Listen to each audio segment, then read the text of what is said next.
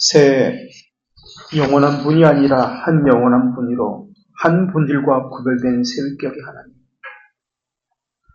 저희를 도와주시어서 저에게 일어나는 모든 일들 속에서 하나님의 선하심을 발견할 수 있게 하여 주시옵소서. 주님의 뜻 가운데 분명하게 계시된 하나님의 교시적인 뜻은 물론이고 숨겨진 명시적인 뜻도 참고 인내함으로 깨달을 수 있게 하여 주시어서 저희가 주님의 선하심 때문에 주님의 얼굴을 찾는 것처럼 주님을 찾게 되면서부터 저희 얼굴도 찾게 되오니 저희에게서 주님의 얼굴을 돌리지 마시고 저희가 저희 자신에게서 머물러 있지 못하도록 저희의 마음을 주님에게로 들어올려 주시옵소서.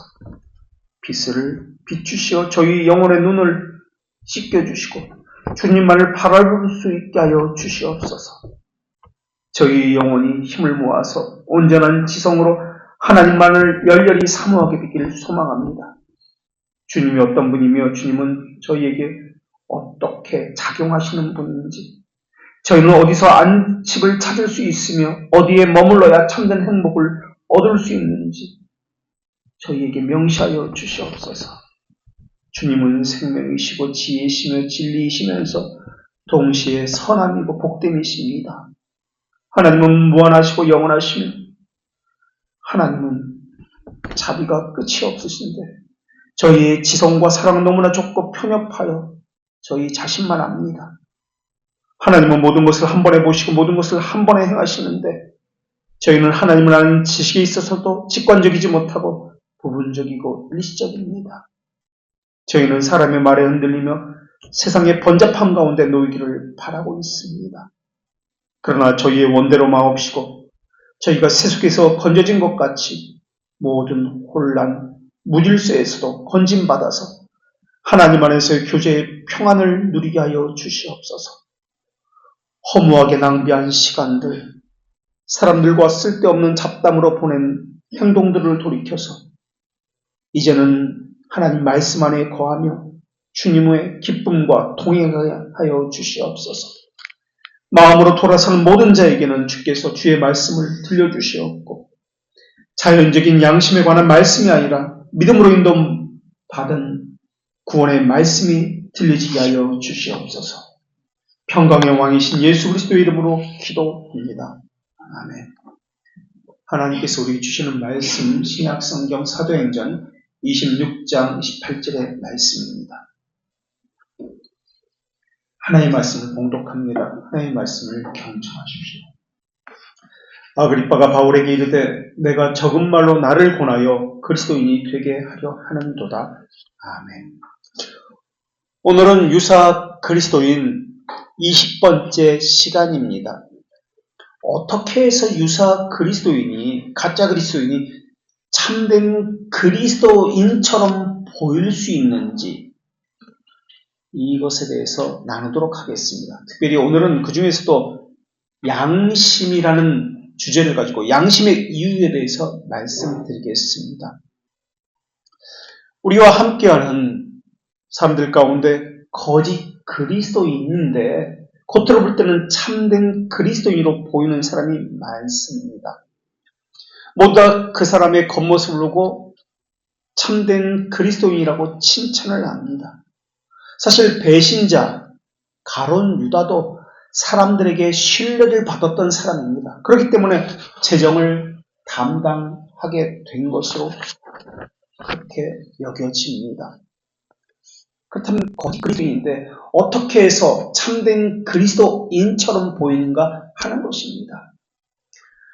존 버녀는 죄인 괴수에게 넘치는 자신의 자서전적인 책에서 자신의 신앙에 대한 고민을 이렇게 고백했습니다. 그 무렵 나는 모세가 정결하거나 불결하다고 평가해 놓은 짐승들에 관해서 깨달은 바가 있었다. 그 짐승들이 말하고자 하는 것은 사람들의 표상이었다.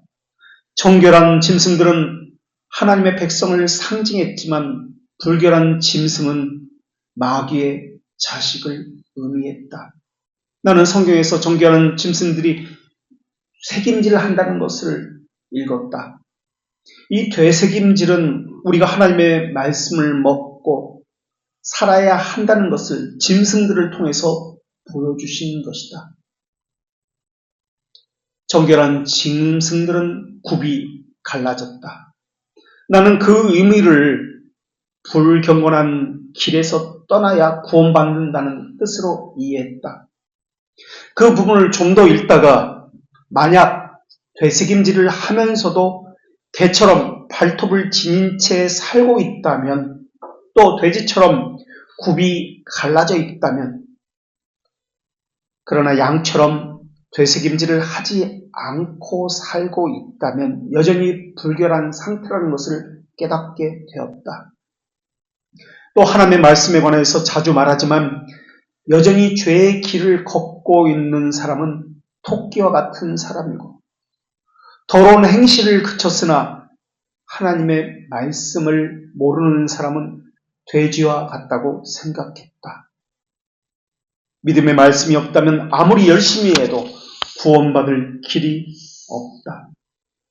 그 말씀을 들으면서 또 깨달은 바가 있었다.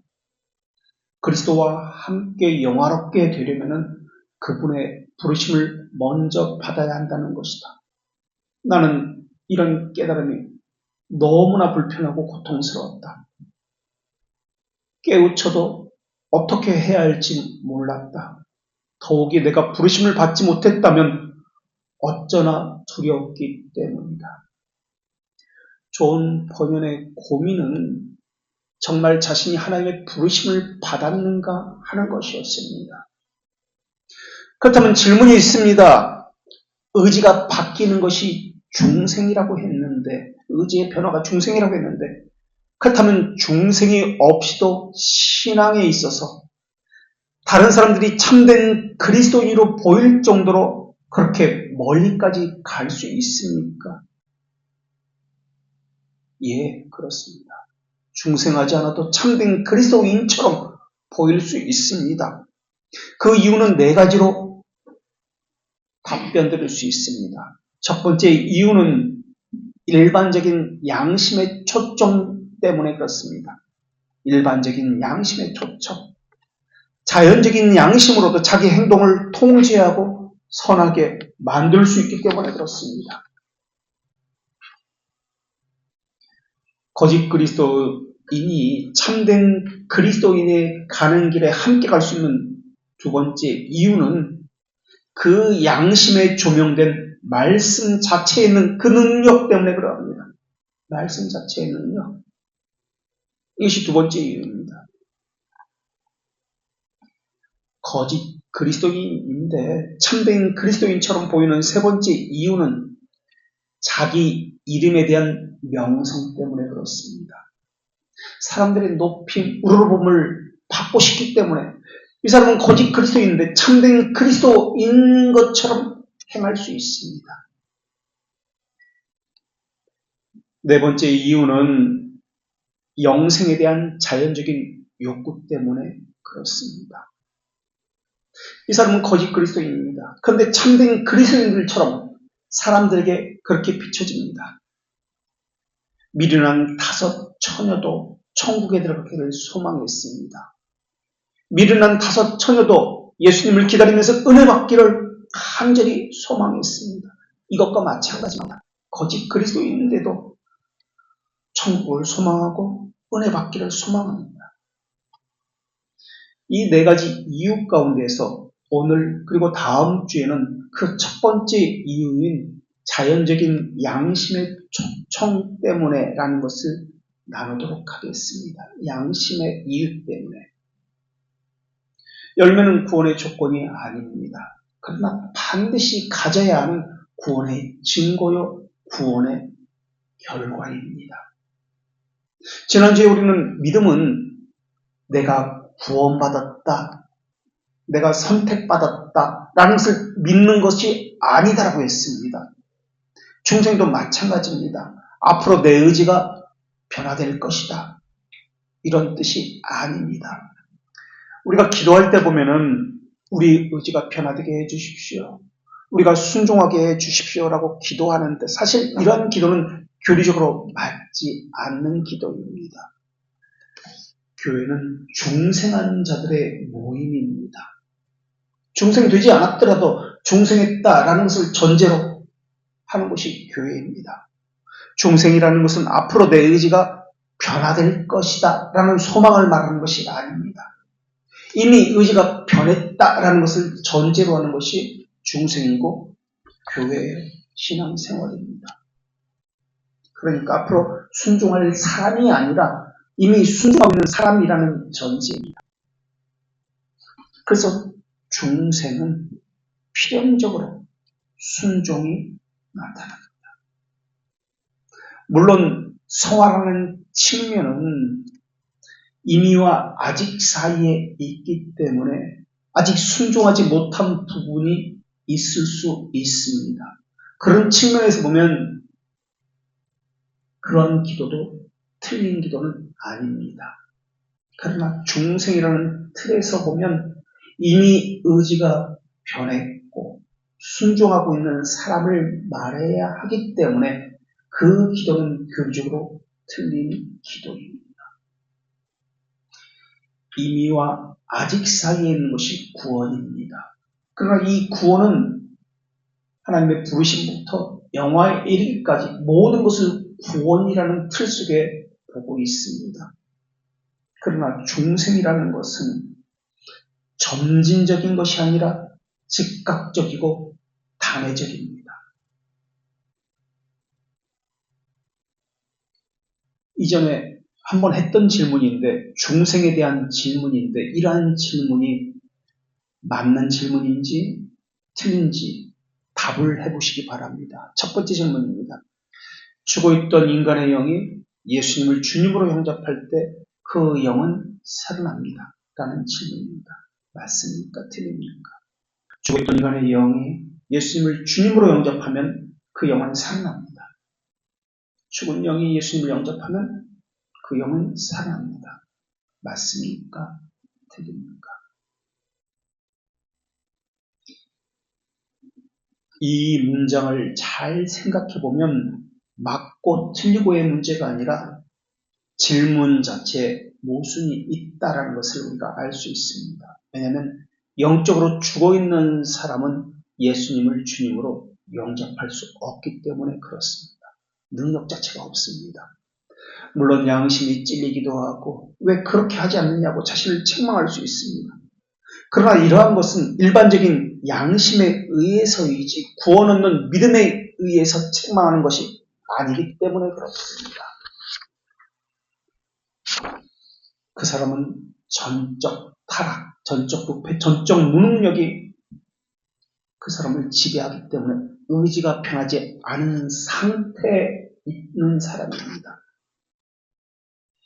그래서 예수님을 주님이라고 고백할 수도 없고 주님을 붙잡을 수 있는 능력 자체가 아예 없습니다. 그 사람은 두 가지 면에서 자신이 어떤 사람인지를 증명합니다.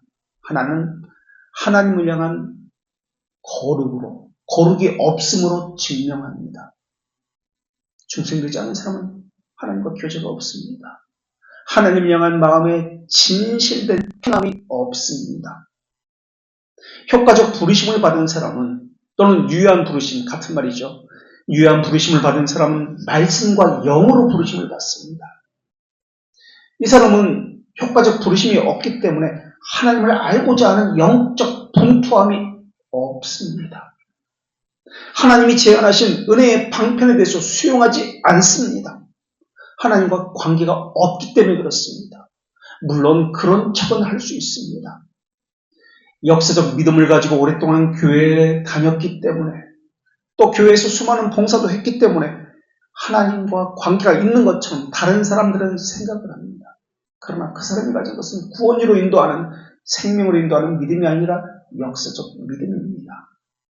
병도 고치고 귀신도 내어 쫓고 무엇이 있는 것처럼 그렇게 보일 수도 있습니다. 그래도 아닙니다. 효과적이라는 말의 의미는 효과적 부르심에서 효과적이라는 말의 의미는 반드시 효과가 나타난다는 의미로 사용되기 때문에 효과적 부르심이라고 이야기합니다. 효과적 부르심, 중생 같은 말입니다. 효과적 부르심, 즉 중생의 그 사람에게 있었다면 반드시 회개와 믿음에 따른 순종이 나타납니다. 이것을 지난 시간에도 말씀드렸듯이 회개의 열매, 빛의 열매, 의의 열매, 성령의 열매라고도 이야기합니다. 이런 열매 때문에 그 사람은 자연스럽게 하나님 알기를 소망합니다. 하나님을 향한 극렬한 열심이 있습니다. 하나님의 뜻대로 하고 싶기 때문에, 하나님의 뜻대로 순종하고 싶기 때문에 죄를 혐오하고 영적 선을 향한 분투함이 있습니다. 이건 자연적인 거예요. 귀결입니다. 자연스럽게 나타나는 것입니다. 중생한 사람에게 나타나는 열매들입니다. 칼빈은 기독교 강요에서 이것을 열렬한, 하나님을 향한 열렬한 노력이다라고 그렇게 표현했습니다.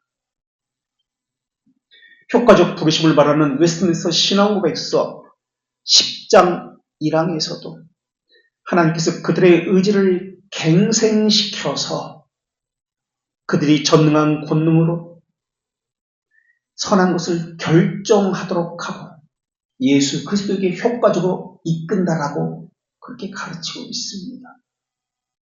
그래서 그들은 반드시 제한되고 전해진 은혜를 수용하게 된다라고 가르칩니다. 하나님의 말씀과 영은 하나님을 알아가는 지성과 하나님의 말씀에 순종하는 의지에 함께 작용을 합니다. 부분적으로 작용하지 않습니다. 하나님의 말씀과 영은 지성과 하나님을 알아가는 지성과 하나님께 순종하는 의지에 함께 작용을 합니다. 그래서 지성은 변화되었는데 하나님에 대해서 많이 알았는데 교리를 많이 알았는데 의지는 변화되지 못했다. 순종하지 못했다. 이런 건 없습니다. 반대로 하나님 말씀에 순종은 하겠는데 하나님 말씀 배우기는 싫다. 이런 거 없습니다. 함께 나타나기 때문에 그렇습니다. 그렇기 때문에 죽어있는 인간의 영이 예수님을 주님으로 영접할 수 있다는 질문 자체는 잘못된 질문입니다. 이 질문을 바른 질문으로 고치려면 하나님의 홀로 동력적 사역인 중생을 통해서 중생 받은 자는 죽은 영이 살아나게 되고 예수님을 영접하게 되고 순종하게 됩니다. 이렇게 고쳐야 합니다. 이제 두 번째 중생에 대한 질문을 드리겠습니다. 예수님을 영접함으로 단시간 내에 이례적으로 중생하게 된다. 맞습니까? 틀립니까? 예수님을 영접하면 단시간 내에 이례적으로 중생하게 됩니다. 맞습니까? 틀립니까? 중생은 하나님 측면입니다. 사람이 행하는 것이 아닙니다. 이례적으로 중생합니다. 하나님의 단독적 사역이기 때문에 단번에 즉각적으로 이루어집니다. 중생하면 하나님을 향한 의지의 전환이 일어납니다. 그렇기 때문에 신앙생활은 의지의 전환이 이미 일어났다라는 것으로부터 출발합니다. 그런데 이 질문의 문제는 그 뒷부분에 있는 것이 아니라 예수님을 영접함으로 중생하게 된다는 이 문제 자체에 문제가 있습니다. 이 질문은 첫 번째 질문과 마찬가지입니다. 중생함으로 예수님을 영접하게 됩니다. 라고 고쳐야 합니다. 중생되지 않은 사람은 그것이 지성이든 의지이든 하나님을 향하는 것이 없습니다. 또 부분적으로 나뉘어집니다. 우리가 기억해야 하는 것은 여기서 효과적인 부르심도 있지만 복음적 부르심도 있다는 사실입니다. 효과적인 부르심은 반드시 지성에 있어서 의지에 있어서 열매를 맺습니다. 그러나 복음적 부르심에 있어서는 그렇지 않다는 것입니다. 복음적 부르심을 받은 사람도 복음을 듣는 사람입니다. 함께 신앙생활을 하는 사람입니다. 그러나 아무리 신앙생활을 오래 하고 많은 열심이 있다 할지라도 이 부르심은 구원에 이르는 믿음을 말하고 있는 것이 아닙니다. 바로 여기에 우리가 다룰 문제의 핵심이 있습니다. 복음적 부르심을 받은 사람은 그래서 일반적인 것을 가지고 자연적인 것을 가지고 신앙생활을 합니다. 일반적이고 자연적인 것이라는 것은 이성과 양심을 이야기합니다. 그래서 복음적 부르심을 가진 사람은 이성과 양심을 가지고 신앙생활에 그대로 적용합니다.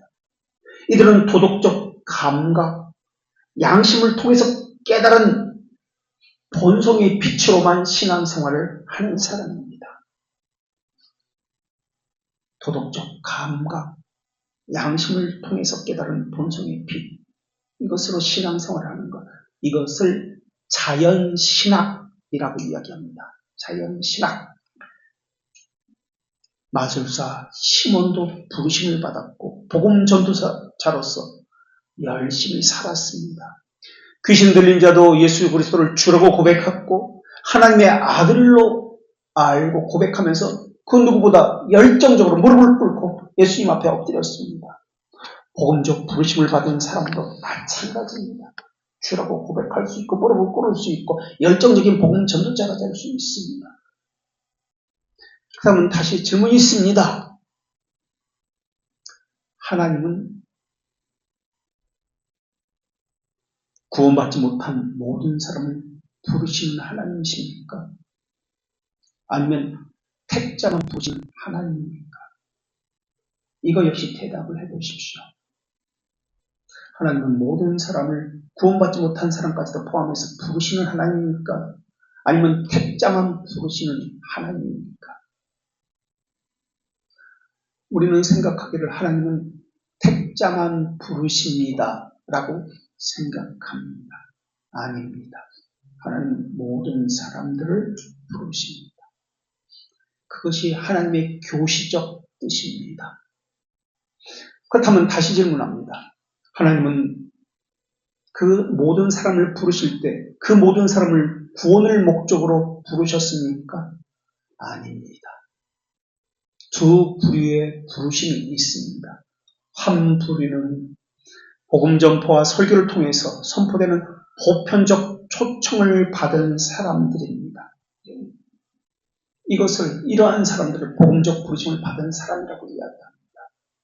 외적 부르심이라고 이야기합니다. 이런 사람들도 복음 전도자가 되고 이적도 행합니다. 그러나 이 사람들은 구원으로 인도함을 받는 사람은 아닙니다. 이들은 그저 이성과 관찰로 신앙생활을 파악해서 하는 사람들입니다. 그런데 사람들은 이런 이성적인 사람을 좋아합니다. 그러나 하나님의 말씀으로는 신앙생활하지 않습니다. 청함받은 사람은 많으나 택함받은 사람은 적다는 말씀도 이것과 관련되어집니다. 이 사람들은 청함을 받은 사람이지 택함받은 사람이 아닙니다. 복음적 부르심은 모두에게, 모든 사람에게 주어집니다. 그러나 모든 사람이 구원에 이르는 것은 아닙니다. 그렇다면 다시 질문합니다. 하나님 복음적 부르실 때 말씀과 영으로 부르신다고 말씀하셨습니다. 이들은 영으로 부르심을 받지 못했지만 말씀으로 부르심을 받은 사람입니다. 그렇다면 성경 말씀을 한 번도 들어보지 못한 사람은 구원의 가능성이 전혀 없는 사람입니까? 예, 일반적으로 없는 사람들입니다. 이런 부르심 말고 또 한 부르심이 있는데 하나님께서 영원전에 구원하기로 선택된 사람들에게, 특정한 사람들에게만 행하시는 부르심, 이것을 효과적 부르심이라고 이야기합니다. 복음적 부르심이 외적이라면 효과적 부르심은 내적인 것이고 성령님의 특별한 사역을 통해서 일어나는 영적인, 내적인 부르심입니다. 내적이고 영적인 부르심은 효과적 부르심입니다. 하나님은 이들만, 효과적 부르심을 받은 이들만 유효하게 하나님의 나라로 옮기십니다. 물론 이성과 관찰로도 하나님께 순종할 수 있습니다. 그러나 그 사람들은 자기 양심을 만족하게 하는 것 외에는 없습니다. 효과적 부르심은 항상 효과적이기 때문에 이 부르심을 받은 사람은 기꺼이 응답한다는, 그래서 회개와 믿음의 삶을 산다는 특징이 있습니다. 믿음의 삶, 순종의 삶이 효과적 부르심을 받은 사람에게는 나타납니다. 전인적인 변화가 일어납니다. 구원은 죽어서 천당 간다는 것만을 이야기하지 않습니다. 구원은 죄로부터 멀어지는 것을 이야기합니다. 그러니까 구원은 하나님의 백성으로서 마땅히 갖추어야 할 천국 백성의 자격을, 그러니까 거룩을, 그 자격은 거룩입니다. 거룩을 갖추는 것이 구원입니다. 이것이 함께 있습니다. 이 거룩을 갖춤으로써 천국에 들어갑니다. 그러기에 거룩이 없다면 선택받았다는 말은 거짓입니다. 외적으로, 내적으로 모든 부분에서 온전히 거룩해져야 합니다. 복음적 부르심은 외적 부르심이라고 하는데, 이 복음적 부르심은 구원의 기회를 모든 사람에게 공평하게 제시하는 외적 수단입니다. 그러나 효과적 부르심은 모든 택하신 자들에게 구원에 실제로 적용되는 내적인 역사입니다. 그래서 이들만 거룩해져가며 내적으로 외적으로 온전히 하나님께 순종하기를 기뻐합니다. 우리는 이전에 하나님의 뜻에 대해서 교시적 뜻과 명시적 뜻에 대해서 배운 적이 있습니다. 하나님은 우리 모두가 회개하기를 기뻐하십니다. 하나님은 우리 모두가 회개하고 하나님 나라에 들어가기를 기뻐하십니다. 이것은 교시적 뜻입니다. 교시적 뜻은 교훈적 뜻이라고도 이야기하는데, 사람들이 마땅히 지켜야 될 것, 순종해야 할 도덕적 의무와 명령을 이야기합니다. 이것을 교시적 뜻 또는 교훈적 뜻이라고 이야기합니다. 하지만 하나님은 모든 사람이 회개하기를 기뻐하시고 회개하기를 원하시지만, 하나님은 모든 사람이 하나님 나라에 들어가기를 원하시지만, 하나님 나라에 모두가 들어가는 것은 아닙니다. 모두가 회개하는 것은 아닙니다. 실제로 하나님 나라에 들어가는 것은 하나님의 택하신 백성만 들어갑니다. 이것을 하나님의 명시적 뜻이라고 이야기합니다. 명시적 뜻은 다른 말로 작정적 뜻이라고도 합니다. 이것은 명시적 뜻, 작정적 뜻은 우리는 알 수 없지만 반드시 이루어지는 하나님의 주권적인 계획을 이야기합니다. 그래서 우리는 교시적 뜻과 명시적 뜻, 어떤 의미인지 바르게 성경에서 이해하는 것이 중요합니다. 신앙생활에 있어서 이것은 중요합니다. 교시적 뜻, 명시적 뜻. 그래서 중생은 중생 자체로 끝나는 것이 아니라 순종이라는 열매로 귀결되기 때문에 어떻게 살 것인지가 나옵니다. 어떻게 살 것인지, 이것은 어떻게 해석할 것인지와 관련되어 있습니다. 그러니까 어떻게 살 것인지, 이것은 어떻게 해석할 것인지, 이것이 명시적 뜻인지 교시적 뜻인지, 또 어떻게 해석할 것인지는 하나님의 뜻에 대해서 어떻게 적용할 것인지와도 연결되어 있습니다. 그래서 어떻게 해석할 것인지, 어떻게 적용할 것인지 연결되어 있습니다. 하나님을 향해 있는 이성과 의지는 분리된 것이 아닙니다. 그렇기 때문에 이성과 순종은 함께 갑니다. 이성은 의지에 영향을 주고 의지는 이성에 영향을 주어서 하나님을 배워가고 하나님을 향한 거룩과 의로움을 실천해 갑니다. 중생된 자에게는 하나님의 영이 그 안에 거하시기 때문에 그 사람을 통해서 그리스도의 인격을 드러내시고, 내적으로는 인격을 드러내시고 외적으로는 그리스도의 사명과 관련해서 그리스도의 사명을 드러내십니다. 그래서 그 사람에게는 내적으로 외적으로 이것이 온전해져 갑니다. 이것은 더 나은 인간성을 갖춘다는 말이 아닙니다. 종교적인 의식에 더 익숙해진다는 말이 아닙니다. 인격 교회를 말하는 것이 아닙니다. 하나님을 향한 내적이고 외적이고 온전한이라고 표현하고 있습니다. 이 온전한 삶을 살아간다는 것을 이야기합니다. 그러나 모두가 하나님을 향해 사는 것은 아닙니다. 외적으로만 하나님을 향해 사는 사람이 있습니다. 또는 지성적으로만 또는 순종으로만 하나님을 향해 사는 사람이 있습니다. 그런 의미에서 보면 참된 은혜를 받은 사람은 너무나 소수입니다. 겉으로는 하나님을 향해 사는 것처럼 보여도 그 안에는 예후처럼, 우리가 사례로 보았던 예후처럼 자기를 향한 열심으로 사는 사람이 있습니다. 내적 부르심이 없이 외적 부르심을 받은 사람은 하나님의 말씀에 참여합니다. 하나님의 말씀에 참여할 때 외적 부르심을 받은 사람은 일반적인 조명과 역사적 믿음만을 산출합니다. 그 사람은 자연적인 양심과 이성으로만 신앙생활하기 때문에 그렇습니다. 그런데 문제는 양심과 이성은 구원받은 사람이나 구원받지 못한 사람이나 모두가 가지고 있다는 점입니다. 그러다 보니 양심의 빛으로 발견할 수 있는 신의 존재를 누구든지 가질 수 있다는 점입니다. 그러나 복음적 부르심을 가진 사람이 섬기는 신은 자신의 양심과 관찰로 자기가 만들어낸 규정한 그 신입니다. 물론 그 사람은 그 신을 하나님이라고 부르고 있습니다. 그러나 실상은 그 하나님이 아니라, 성경의 그 하나님이 아니라 자기 이성과 양심을 하나님이라고 섬기고 있는 것입니다.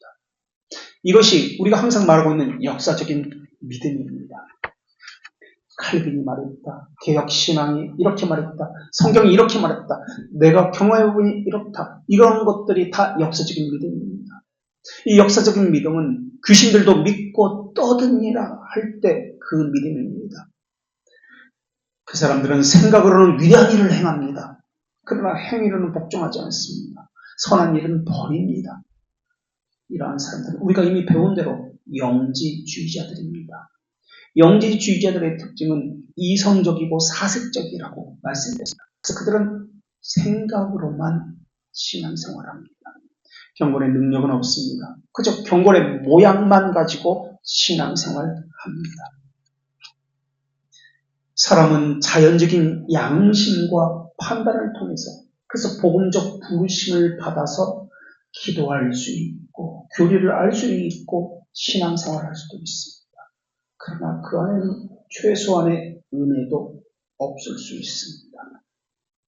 이성과 양심은 외적으로는 모든 것을 할 수 있지만 내적에 대해서는 어떻게 하지 못합니다. 그 사람이 가진 이성과 양심은 죄를 깨닫기도 할 수 있습니다. 그러나 구원에는 이르지 못하는 일반적인 양심과 이성입니다. 성례가 있을 동안 양심은 더 고양되어서 뜨겁게 자신을 살필 수 있습니다. 십자가로 인해서 눈물이 격해져서 감정이 고양될 수 있습니다. 분위기에 휩쓸려서 무언가 열심으로 신앙생활을 할 수도 있습니다. 그러나 그들이 가진 이 양심은 자연적인 양심입니다. 갱생되지 않은 양심입니다. 그런데 사람들은 자연적인 양심의 찔림을 가지고 자신이 하나님의 자녀라는 증거로 삼습니다. 자신이 양심이 찔렸기 때문에 말씀을 들을 때 은혜 받았다고 생각합니다. 마르틴 루터가 1521년 4월에 보름스 제국회의에 부름을 받고 가게 됩니다. 그 제국회의에서 루터의 견해가 철회되어야 한다라고 요구받습니다. 그때 이런 말을 합니다. 내 양심은 하나님 말씀의 포로로 잡혀 있습니다. 그렇기 때문에 나는 어떤 것도 처리할 수도 없고 처리하지도 않을 것입니다. 라고 이야기합니다. 루터 이후 종교개혁의 신앙은 하나님 앞에서 어떤 양심을 가졌느냐라는 문제를 가지고 많은 고민을 하기 시작합니다. 양심은 하나님의 대리자인가? 라는 문제였습니다. 그래서 청교도 리처드 십스는 양심은 세상에서 가장 위대한 친구이기도 하지만 가장 큰 원수이기도 하다라고 이야기했습니다. 양심에는 두 가지 양심이 있기 때문에 그렇습니다.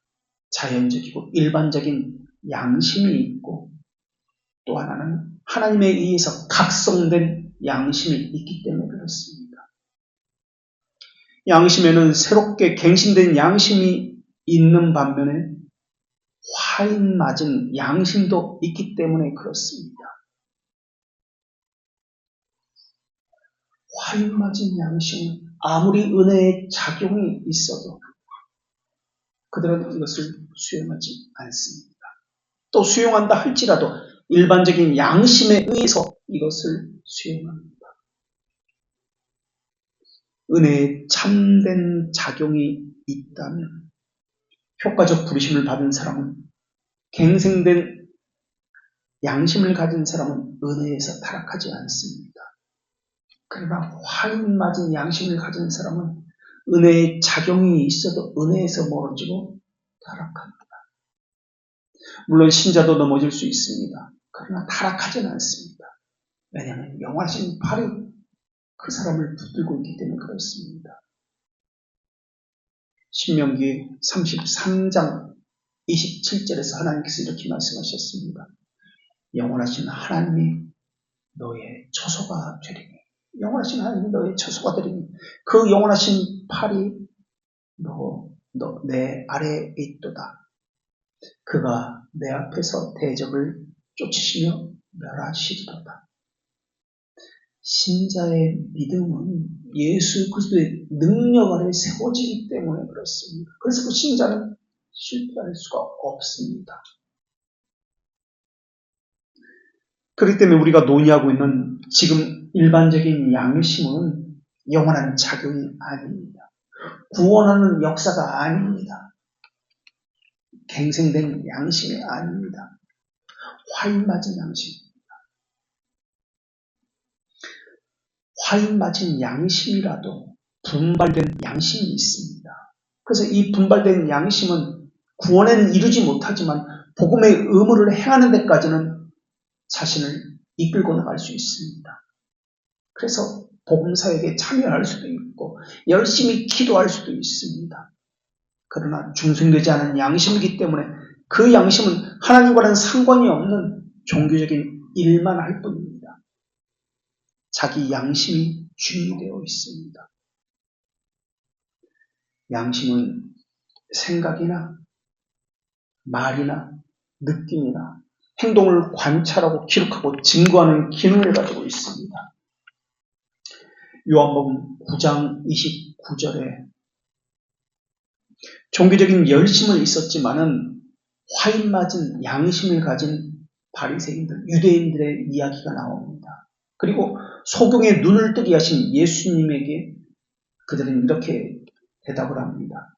하나님이 모세에게 말씀하신 줄은 우리가 알거니와 이 사람은 어디에서 왔는지 우리는 알지 못하노라. 모세에게 하신 것은 율법적이고 도덕적인 자연적인 양심이었습니다. 그러자 30절에서 눈을 뜬 소경은 이렇게 이야기합니다. 이상하도다. 이 사람이 내 눈을 뜨게 하였을 때 당신은 그가 어디서 왔는지 알지 못하는도다. 자연적인 양심은 알지 못합니다.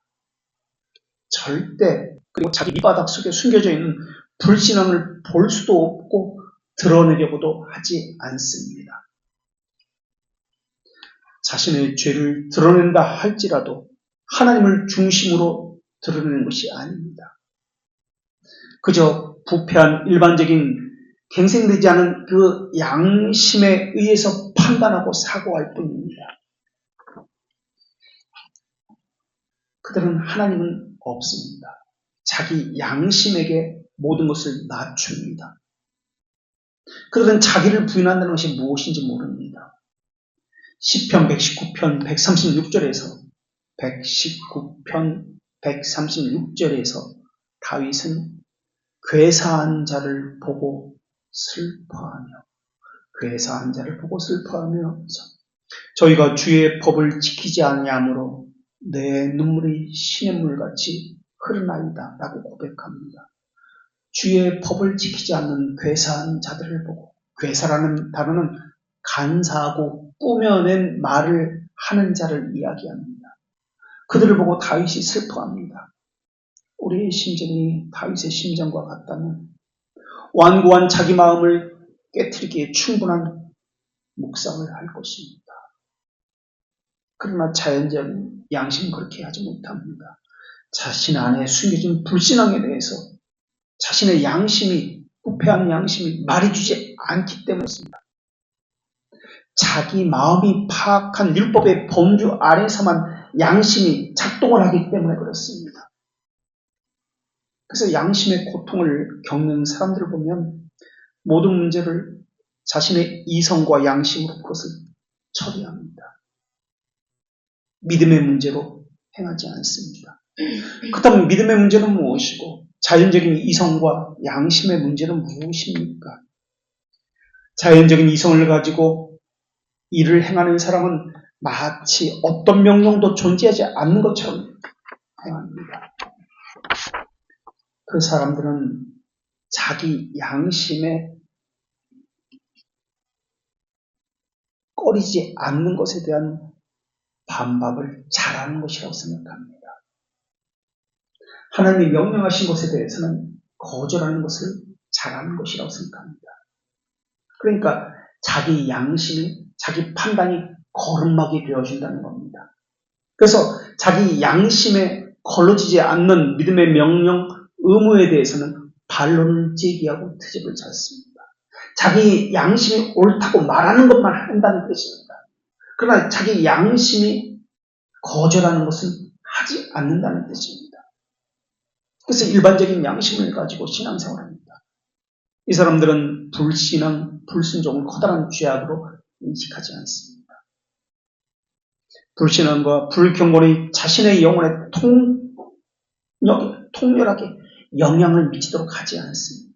왜냐하면 자기 양심에 거름막을 가지고 거름막에 걸리는 것만 죄라고 이야기하기 때문에 그렇습니다. 자연적인 양심은 오히려 자기 안에 있는 모든 죄악들을 불러일으켜서 자기 양심에 걸러지지 않는 믿음을 향해서는 맞서게 합니다. 그 명령, 그 요구는 자기 판단이 수용할 수 없기 때문에 그렇습니다.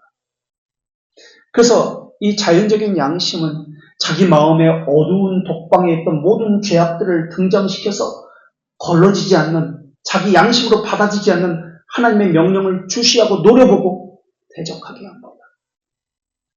자연적인 양심은 죄악의 주체이며 하수구입니다.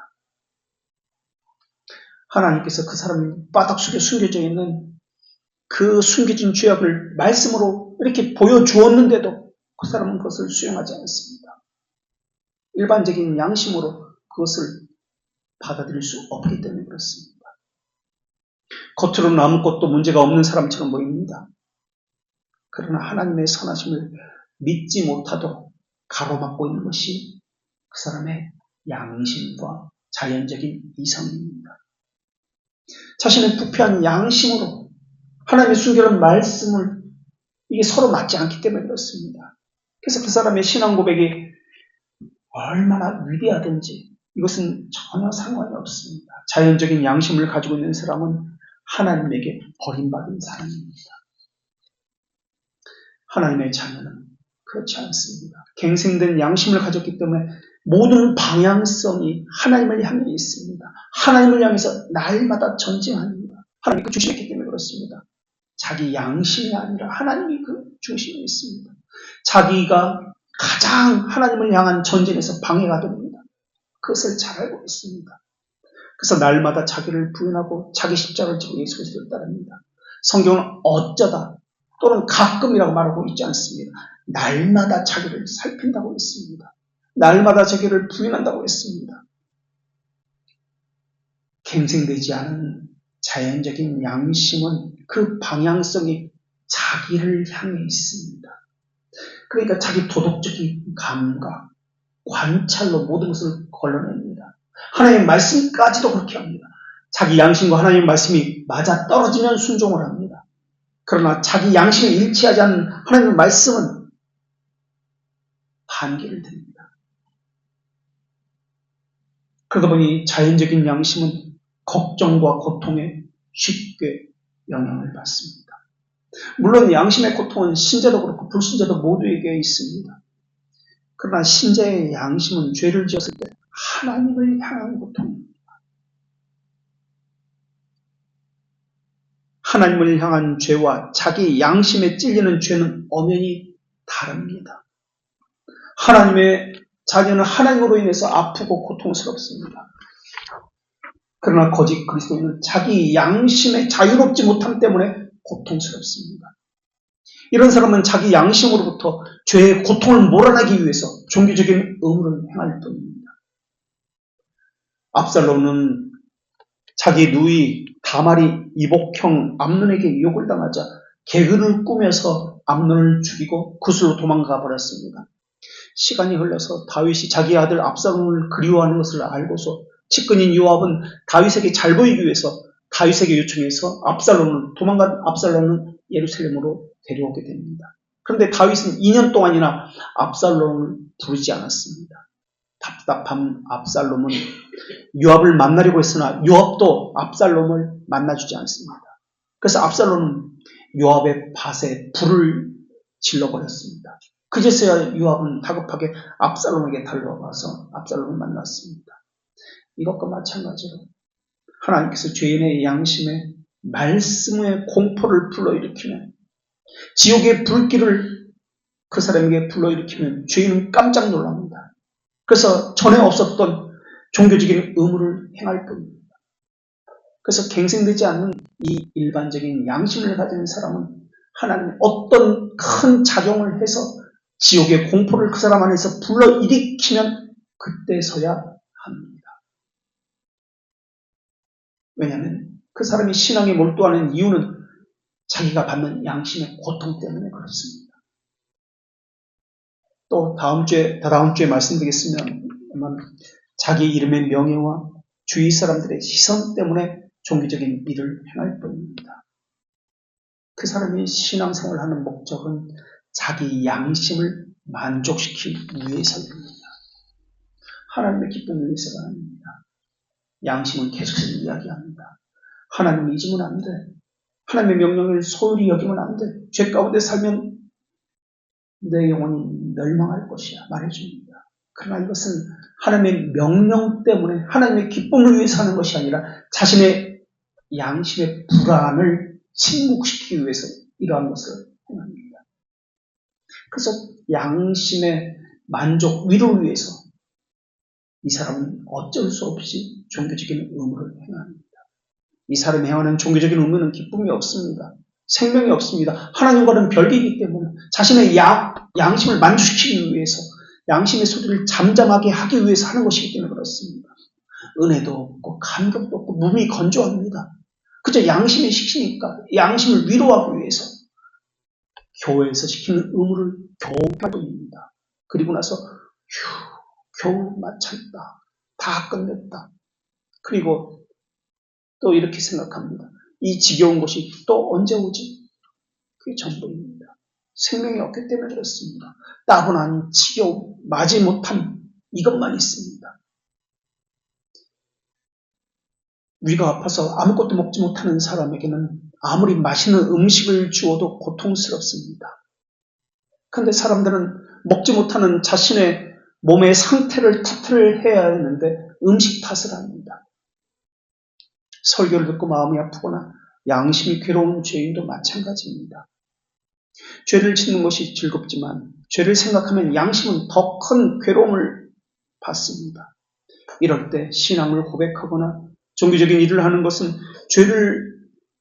고통을 없애는 약을 먹는 것에 불과합니다. 그들은 설교를 듣고 양심이 찔렸다라고 이야기합니다. 그래서 자신의 양심을 해결해주는 수단으로 삼습니다.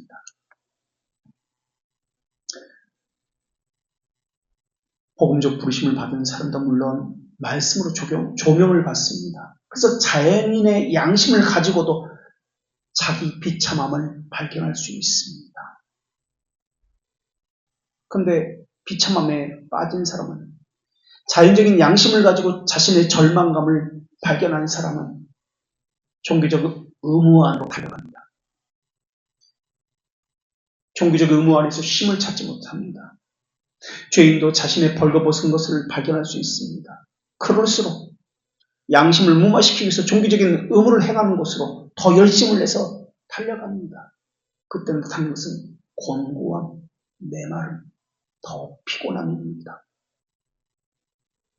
자신이 비참한 상태에 있다는 것을 가리기 위해서 종교적인 의무로 달려가는 것입니다. 성경은 이렇게 말씀하고 있습니다. 이에 그들의 눈이 밝아져서 자기들이 벗은 줄을 알고 무화과 나무 잎을 엮어 치마로 삼았더라. 양심에 갱신되지 않는 양심을 가진 사람은 종교적인 의무로 무화과 나무 잎사귀로 자기를 가리는 것과 같습니다.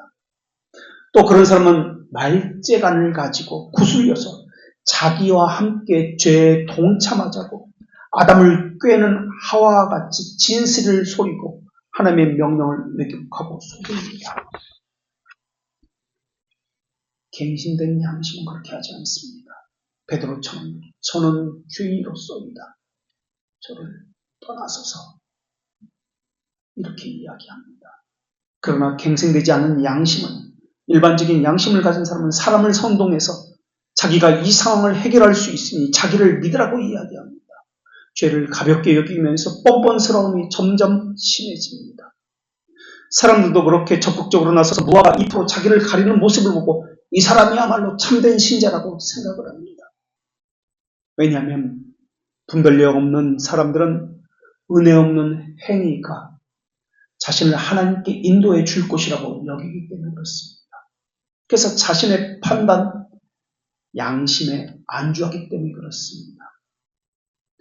참된 은혜의 역사는 자기를 부인하며 하나님을 향한 삶을 살게 합니다. 자기 안에 있는 우상 숭배를 멈추게 합니다. 하이델베르크 114문에서 하나님께 돌아온 사람이 하나님의 계명을 완전하게 지킬 수 있습니까? 묻습니다. 물론 그 답은 아니라고 이야기합니다. 거룩한 사람도, 가장 거룩한 사람도 이제 겨우 순종의 시작일 뿐이라고 말을 합니다. 그런데 대답은 순종의 시작이라고 하면서 거기서 그치는 것이 아닙니다. 그들은 굳은 결심으로 하나님의 모든 계명을 살기 위해서라고 이야기합니다. 부분적인 계명이 아니라 모든 계명이라고 이야기하고 있습니다. 신앙을 처음 가졌다는 것은 이제 순종이 시작되었다는 말입니다. 그게 중생이라는 의미입니다. 자연적 양심을 가진 사람은 외형적으로 몇 가지 것만 합니다.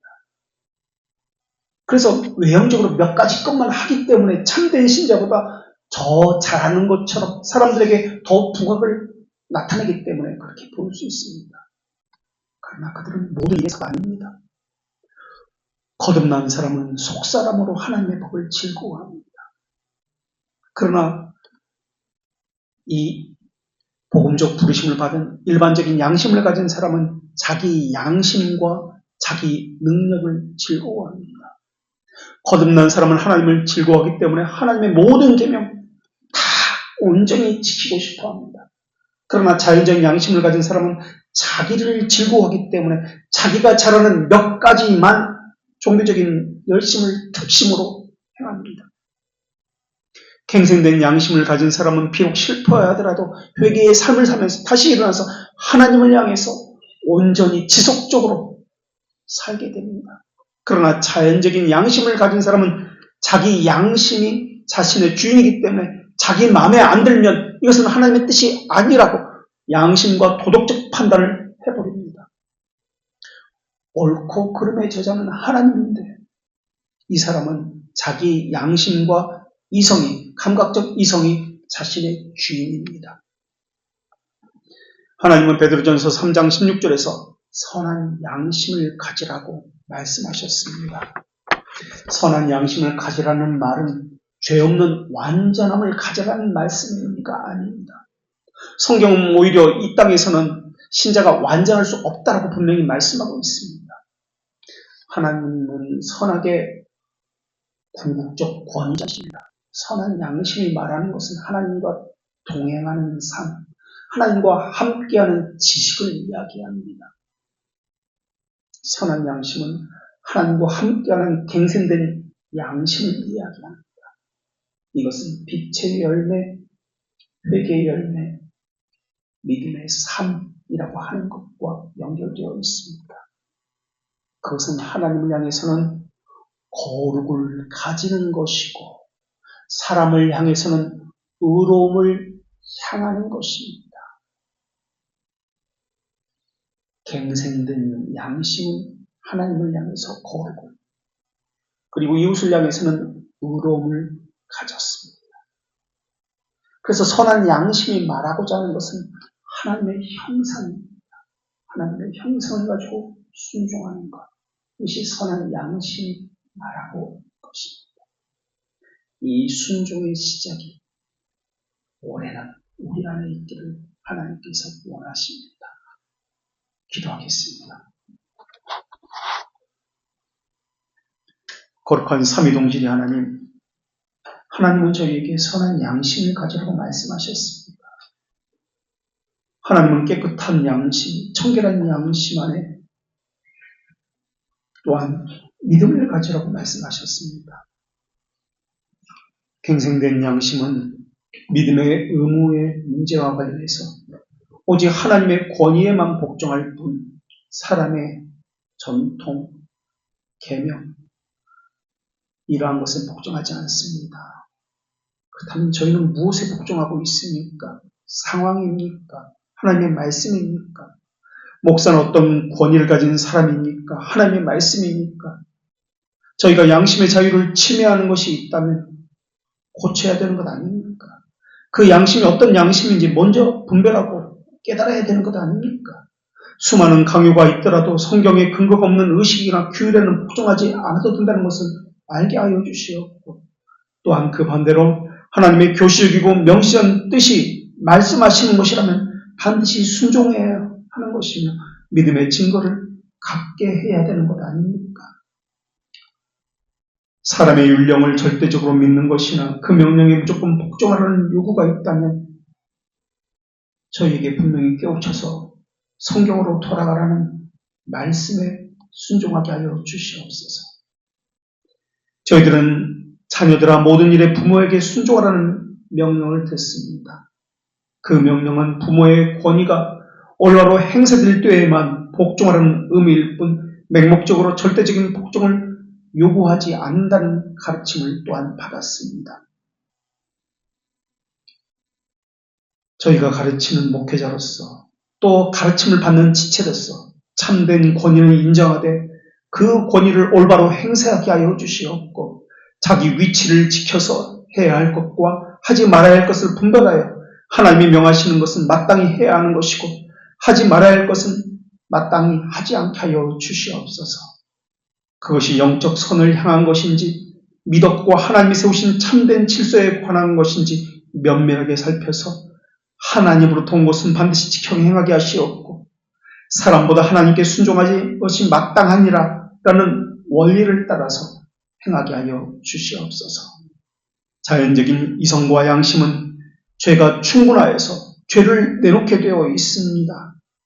저희가 행하는 것이 어디로부터 나오는 것인지 분명하게 분별하게 해 주시옵고 주께서 저희를 이끌어 주시지 아니하면 저희는 춤을 출 수도 없고 불순종과 죄악만 행할 뿐이오니 저희를 이끌어 선한 길로 인도하여 주시옵소서. 갱생된 선한 양심으로 주님의 형상을 온전히 이루어가며 거룩을 향해서 선한 의를 향해서 점점 선명하고 분명한 증거를 내어놓을 수 있게 하여 주시옵소서. 청결한 양심의 주인이신 예수님의 이름으로 기도합니다. 아멘.